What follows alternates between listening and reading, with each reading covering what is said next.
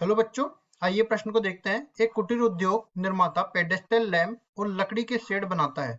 प्रत्येक के निर्माण में एक रगड़ने काटने और एक स्प्रेयर की आवश्यकता होती है। एक लैंप के निर्माण में 2 घंटे रगड़ने काटने और 3 घंटे स्प्रेयर की आवश्यकता होती है, जबकि एक शेड के निर्माण में 1 घंटा रगड़ने काटने और 2 घंटे स्प्रेयर की आवश्यकता होती है। स्प्रेयर की मशीन प्रतिदिन अधिकतम 20 घंटे और रगड़ने काटने की मशीन प्रतिदिन अधिकतम 12 घंटे के लिए उपलब्ध है। एक लैंप की बिक्री पर 5 रुपए और एक शेड की बिक्री पर 3 रुपए का लाभ होता है। यह मानते हुए कि सभी निर्मित लैंप और शेड बिक जाते हैं, तो बताइए वह निर्माण की प्रतिदिन कैसी योजना बनाए कि लाभ अधिकतम हो जाए। प्रश्न को हल करने से पहले इसकी मुख्य अवधारणा के बारे में चर्चा कर लेते हैं। मुख्य अवधारणा, तो ये जो सवाल दिया गया है वो रैखिक प्रोग्रामन समस्या से दिया गया है। रैखिक प्रोग्रामन समस्या में होता क्या है कि कुछ व्यवरोध अपने पास होते हैं। इन व्यवरोधों से संगत हल क्षेत्र का निर्माण करना होता है और इन हल क्षेत्र में हमें कोणीय बिंदु देखने होते हैं। अब उसके बाद में हम चलते हैं उद्देश्य फलन पे। तो उद्देश्य फलन भी सवाल में दे दिया होता है या फिर ज्ञात करना होता है। ठीक है, अब क्या कर देते हैं, जो कोणीय बिंदु हमारे पास प्राप्त होते हैं उन कोणीय बिंदु को हम उद्देश्य फलन में रखते हैं और उद्देश्य फलन का उन कोणीय बिंदु पर मान निकालते हैं। जिस कोणीय बिंदु पर हमें उद्देश्य फलन का अधिकतम मान प्राप्त होता है वह उद्देश्य फलन का अधिकतमीकरण कहलाता है, और जिस कोणीय बिंदु पर हमें उद्देश्य फलन का न्यूनतम मान प्राप्त होता है वह उद्देश्य फलन का न्यूनतमीकरण कहलाता है। और देखो, उद्देश्य फलन को कैसे पहचानेंगे, या तो सवाल में अधिकतम करने के लिए बोलेगा या फिर न्यूनतम करने के लिए बोलेगा। तो देखो, यहाँ पे लाभ अधिकतम हो तो ये लाभ फलन को हम उद्देश्य फलन मानते हैं और उद्देश्य फलन का हमें करना है अधिकतमीकरण। लिखेंगे उद्देश्य फलन का अधिकतमीकरण। अधिकतमीकरण कैसे करेंगे, तो इसके लिए देखो हम लोग अपनी तरफ से दो चर राशियां मान लेते हैं। क्या है, एक तो अपने पास पेडेस्टल लैंप है, एक लकड़ी का शेड है, और दोनों के लिए हमें कुछ पैकेट बनाने हैं। इस तरह से देखो हम इनके नगों की संख्या ज्ञात कर सकते हैं। तो लिखेंगे, देखो माना माना पेडेस्टल लैंप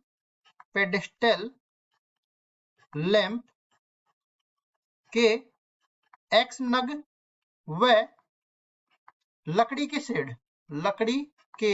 शेड के y नग है। शेड के y नग है। अब इन नगों की संख्या हमें तब ज्ञात करनी है जब अपने पास लाभ अधिकतम हो। तो इसके लिए देखो क्या करेंगे, पहली चीज तो नगों की संख्या कभी भी ऋणात्मक नहीं हो सकती, तो x बड़ा या बराबर है 0 के, y बड़ा या बराबर है 0 के। इसको ऋणोत्तर व्यवरोध बोलते हैं, और ये कहता है कि जो भी अपने पास संगत हल क्षेत्र बनने वाला है वो प्रथम चतुर्थांश में बनने वाला है। उसके बाद हम लोग आगे बढ़ते हैं। तो यहाँ पे सबसे पहले लाभ फलन के बारे में जानेंगे। यही अपने पास उद्देश्य फलन है। लाभ फलन ये किसके बराबर हो जाएगा, देखो z बराबर में हमें दिया गया है कि लैंप की बिक्री पर 5 रुपए और शेड की बिक्री पर 3 रुपए का प्राप्त होता है। तो 5x प्लस 3y ये अपने पास जो मुनाफा हो रहा है उसको लाभ फलन बोल लेते हैं। उसके बाद हमें बोला गया है रगड़ने काटने की मशीन और स्प्रेयर की मशीन, दो मशीनों के लिए व्यवरोध निर्मित करने हमें। तो लिखेंगे पहले रगड़ने काटने की मशीन के लिए, रगड़ने काटने की मशीन के लिए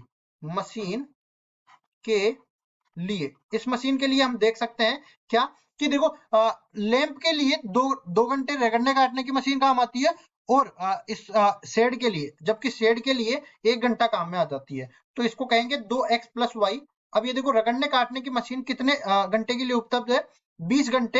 ये रगड़ने काटने की मशीन प्रतिदिन 12 घंटे के लिए उपलब्ध है। तो छोटा या बराबर 12 के, अधिकतम है ना, तो इससे कम काम कर सकते हैं लेकिन इससे ज्यादा नहीं कर सकते। इसी तरह स्प्रेयर की मशीन के लिए देख सकते हैं, स्प्रेयर की मशीन के लिए स्पेयर के मशीन के लिए आप देख सकते हो कि जो लैंप है उसके निर्माण में ये 3 घंटे काम आ रही है और शेड के निर्माण में ये 2 घंटे काम आती है। तो 3x प्लस में 2y छोटा या बराबर है, ये कितने घंटे चल सकती है अधिकतम, ये 20 घंटे चल सकती है। तो छोटा है बराबर है 20 के। अब जो व्यवरोध है उनके बारे में थोड़ी चर्चा कर लेते हैं, क्योंकि संगत हल क्षेत्र का निर्माण करना है ना हमें। तो पहला व्यवरोध अपने पास जिसको ऋणोत्तर व्यवरोध कहते हैं, x बड़ा या बराबर है 0 के, y बड़ा या बराबर है 0 के। जो भी हल क्षेत्र है ऋणोत्तर व्यवरोध का मतलब यह है कि वो प्रथम चतुर्थांश के अंदर आने वाला है, तो इसको लिखेंगे प्रथम चतुर्थांश। अब जो आगे व्यवरोध दे रखे हैं इनको भी ले आते हैं। 2x प्लस वाई छोटा या बराबर है 12 के, इसको लेके आते हैं 2x प्लस वाई छोटा या बराबर है 12 के।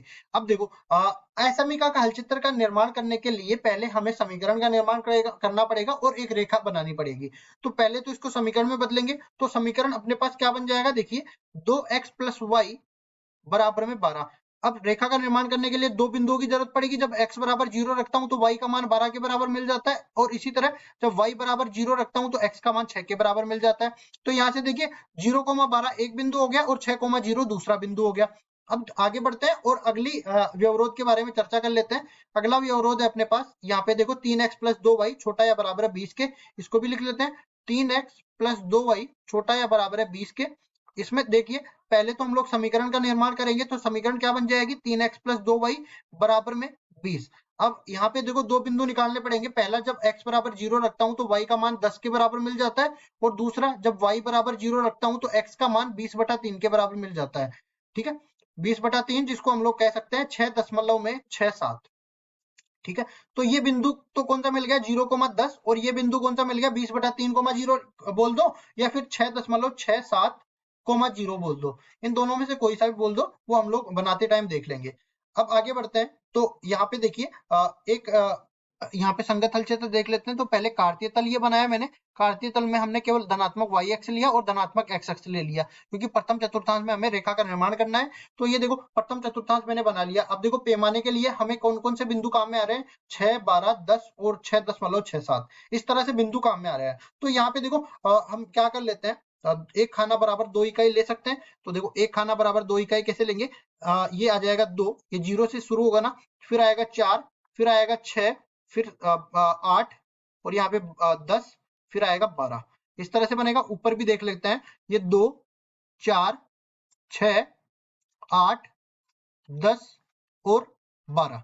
आगे भी देख लेते हैं, ये 14 के बराबर आ गया और इधर भी 14 के बराबर आ गया। अब इसमें बिंदुओं को देख लेते हैं। पहले बिंदु में 0,12 और 6,0 है, तो 0,12 और 6,0 को मिलाते हैं। 0,12 तो ये मिल गया और 6,0 ये मिल गया। दोनों बिंदुओं को मिलाते हैं तो एक रेखा का निर्माण हो जाएगा। तो अपने पास ये जो है अपने रेखा का निर्माण हो गया। अब इसमें देखो समीकरण क्या दे रखा है, समीकरण है 2x + y बराबर में 12। इसको कहेंगे 2x + y बराबर में 12। तो ये दूसरे हम लोग देख लेते हैं यहाँ पे बिंदु, इसको ए बिंदु बोल देते हैं, 6,0 इसका निर्देशांक है। इसको बी बिंदु बोल देते हैं, 0,12 इसका निर्देशांक है। इसके बाद आगे बढ़ते हैं, तो यहाँ पे देखो 0,10 और 6.67,0। 0,10 का जो बिंदु है वो y अक्ष पर मिलेगा, ये वाला मिल गया, और 6,67 मतलब कुछ इससे ज्यादा जाने वाला है। देखो बीच में तो बिल्कुल मध्य में तो 7 आ जाएगा, तो 7 से थोड़ा सा छोटा रहेगा, और इन दोनों बिंदुओं को हम लोग मिलाएंगे तो इस तरह से अपने पास रेखा का निर्माण हो जाएगा। इसको सही कर देते हैं। देखो थोड़ी सी टेढ़ी चली गई रेखा, यहाँ से इस बिंदु से बढ़ा देते हैं। ठीक है, तो इस बिंदु से बढ़ाएंगे तो इस तरह से अपने पास रेखा आने वाली है। तो यहाँ पे देखो कहीं पे भी काटेगी, समझ लो स्केल अपने पास नहीं है, लेकिन संगत हल क्षेत्र हम आसानी से निकाल सकते हैं। इसको आगे भी बढ़ा देते हैं, तो आगे बढ़ेगी तो ये रेखा इस तरह से जाएगी और ये रेखा इस तरह से जाएगी। रेखा का समीकरण जो है वो अपने पास दे रखा है 3x + 2y बराबर में 20। ये रेखा का समीकरण हो गया 3x + 2y बराबर में 20। यहाँ पे जो बिंदु है वो बिंदु इसको मैं बोल देता हूँ सी बिंदु। इसके निर्देशांक है अपने पास 20/3,0 के बराबर, और सॉरी ये बराबर में 12 नहीं है, बराबर में है 20। तो इसको सही करेंगे, ये बराबर 20 आ गया। और इसी तरह ये वाला बिंदु कौन सा हो गया, ये वाला बिंदु हो गया 0,10 के बराबर, इसको डी बिंदु बोल देते हैं। अब इनका जो हल क्षेत्र भी देख लेते हैं हम लोग। पहले वाले में हम लोग बोलेंगे 2x + y छोटा या बराबर है 12 के। इसमें मूल बिंदु रखते हैं तो मूल बिंदु इसको संतुष्ट कर जाता है, तो मूल बिंदु की तरफ वाला हल क्षेत्र इसका हल हो जाएगा। और इसी तरह दूसरा वाला देख सकते हैं 3x + 2y छोटा या बराबर है 20 के। इसमें भी मूल बिंदु संतुष्ट कर जाता है, तो मूल बिंदु की तरफ वाला भाग इसका हल क्षेत्र हो जाएगा। तो लाल वाली रेखा का हल क्षेत्र भी इसी तरह होने वाला है। उभयनिष्ठ हल क्षेत्र की मैं बात करूं तो उभयनिष्ठ हल क्षेत्र जो छायांकित भाग में बना रहा हूं वो अपना उभयनिष्ठ हल क्षेत्र बन जाएगा। इसमें आप देख सकते हो कि यही अपना संगत हल क्षेत्र है, और जो रेखाएं इसमें शामिल होने वाली है वो रेखाएं भी इसमें इसको संतुष्ट कर रही है, मतलब रेखाएं इसमें शामिल है हल क्षेत्र में। क्योंकि जो असमिका दे रखी है ना, असमिका में छोटे और बड़े चिन्ह के साथ में बराबर का चिन्ह भी मौजूद है। तो ये आ गया अपने पास संगत हल क्षेत्र। अब इसमें जो कोणीय बिंदु दे रखे हैं उनको निकाल लेते हैं। पहला कोणीय बिंदु यहाँ पे O बिंदु है, इसके निर्देशांक क्योंकि ये मूल बिंदु है 0,0 हो जाएंगे। दूसरा कोणीय बिंदु ये A हो जाएगा, तीसरा कोणीय बिंदु B हो जाएगा, और चौथा कोणीय बिंदु यहाँ पे E हो जाएगा। E के निर्देशांक हमें निकालने पड़ेंगे जो दोनों का प्रतिच्छेद बिंदु होगा। तो दोनों का प्रतिच्छेद बिंदु निकाल देते हैं। देखो यहाँ पे एक अपने पास है 3x + 2y बराबर में 20, ये अपने पास रेखा का समीकरण है। दूसरा अपने पास 2x + y बराबर में 12, ये भी रेखा का समीकरण है। इसको दुगना करके इसमें से घटा देते हैं तो 4x + 2y बराबर हो जाएगा 24 के। तो ये बनेगा माइनस माइनस माइनस, घटाते हैं तो -x बराबर में -4, कुल मिला के x बराबर 4 प्राप्त हो गया। अब y का मान भी देख लेते हैं, तो y बराबर में 12 माइनस में 8 बन जाएगा, y का मान भी 4 प्राप्त हो जाएगा। तो 4,4 इसके निर्देशांक हो जाएंगे, लिखेंगे यहाँ पे 4,4 इसके निर्देशांक है।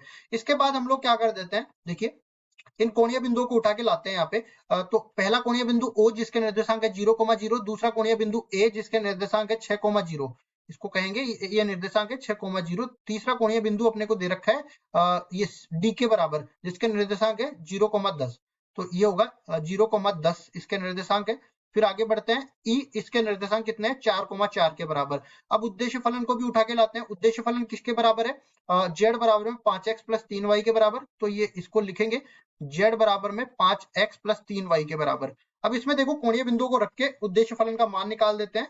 तो z बराबर यहाँ पे 0 मिल जाएगा, z बराबर यहाँ पे 30 मिल जाएगा, z बराबर यहाँ पे देखो 10 या 30 फिर से मिल जाएगा 30। उसके बाद आगे बढ़ते हैं, तो ये अपने को मिलेगा कितना, 4,4। 4,4 पर z बराबर 5 चौका 20 प्लस ये 3 चौक 12, कुल मिला के 32 के बराबर हो गया। अब देख सकते हो इनमें सबसे अधिकतम मान किसका है, अधिकतम मान है 32 के बराबर, जो कोणीय बिंदु 4,4 पर प्राप्त हो रहा है।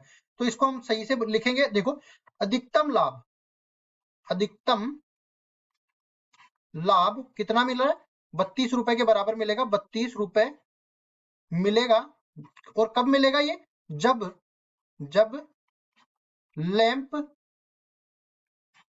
लैंप के 4 नग व और क्या बन रहा है, शेड, लकड़ी के शेड भी बन रहे हैं, शेड के 4 नग बने, 4 नग बने। इस तरह से ही पूछा था कि इन दोनों की क्या क्या नग बने और अधिकतम लाभ कितना मिलेगा, तो ये दोनों हमने निकाल के बता दिया, यही हमारा उत्तर हो जाएगा। आशा करता हूं ये सवाल आपको समझ में आया होगा। धन्यवाद।